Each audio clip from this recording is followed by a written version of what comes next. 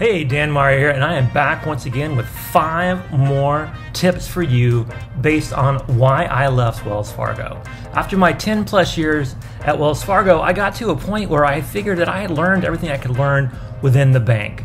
I had no longer felt any sense of fear that I couldn't do something. I had worked in the bank in several different areas for several different parts of the bank, and each place I went, I mastered it. I learned the skills I needed, whether it be a customer service supervisor or a project manager or a business analyst, and I was able to, build a network, find people that knew answers, figured out where to go when I had a problem. Basically, anything that my bosses came up with, I would figure out a way to solve. And this made me, in a sense, fearless, and that was kind of a little frustrating because I didn't have to worry about anything anymore. I could just do whatever I did, keep getting paid well, have some good perks, but I wanted bigger challenges.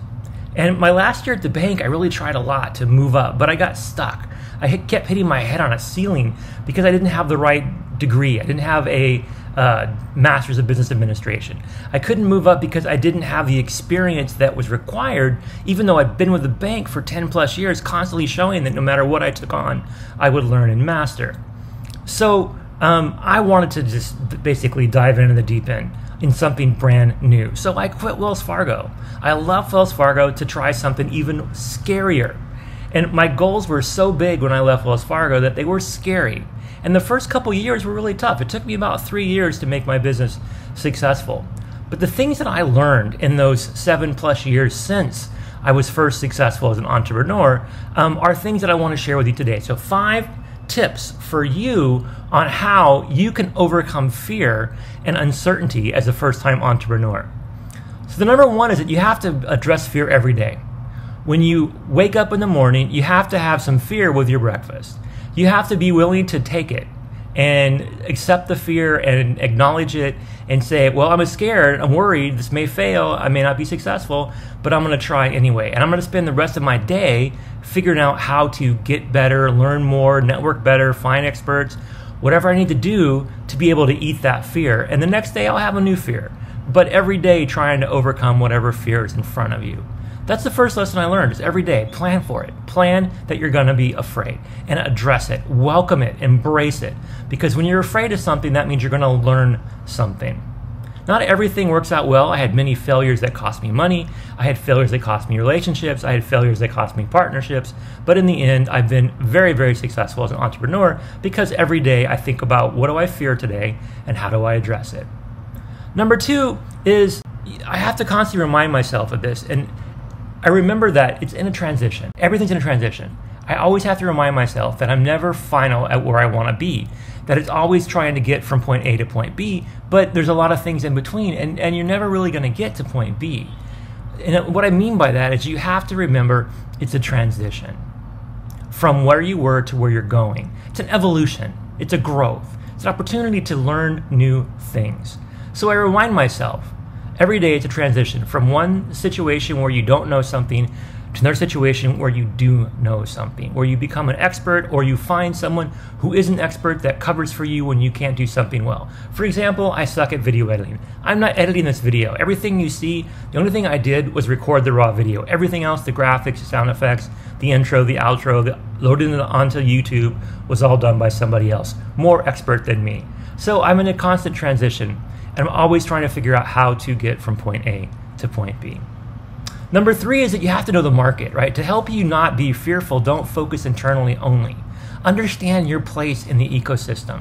Understand who the influencers are, who the up-and-comers are. Figure out where you stack up in whatever industry or genre or niche you're trying to excel in.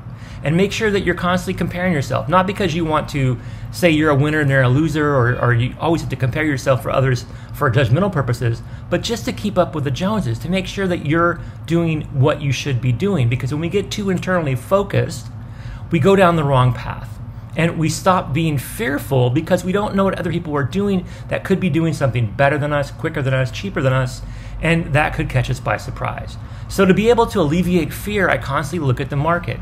Who are other virtual assistant providers? What are they doing? Watching them, figuring out what their strategies are, taking note of new products, looking at new ways that they do business to make sure that I'm always on top of where I want to be. This helps mitigate fear, right? So I eat fear for breakfast. I remember I'm always in a transition going from what I don't know to what I do know, and I know my market. The next thing is have an adaptable plan, right? So the famous quote by the Chinese philosopher Sun Tzu is like, every battle plan crumbles during the first assault, or whatever the actual quote is. The point is, you have to have an adaptable plan. Whatever you're planning on doing is going to change. People will change it for you. Your health will change it. Your economic status will change it. Your family will change it. The people that you depend on will change it. Your customers will change it. Things will happen, variables, X factors, things that cause you to constantly remind yourself that you're in transition. These can cause a lot of fear. So when you'll recognize that your plan is not set in stone, that you have to be adaptable, this allows you to deal with fear easier. So you can overcome these fears by having an adaptable business plan. Making sure that whatever you do, you can kind of stay consistent with your core values, but you have to be willing to evolve, especially on a tactical level, so that day to day you work on the things that you need to work on. The last thing, number 5, is you have to attract mentors. The best way to deal with fear is talk with people who've already solved the problems you're facing. Listen to what they did to get through the problems that you think you have now. And they're going to tell you it's going to be okay, that all you got to do is be patient, be persistent, have perseverance. They're going to tell you that the things you're going to do are going to be successful. And you need to hear that.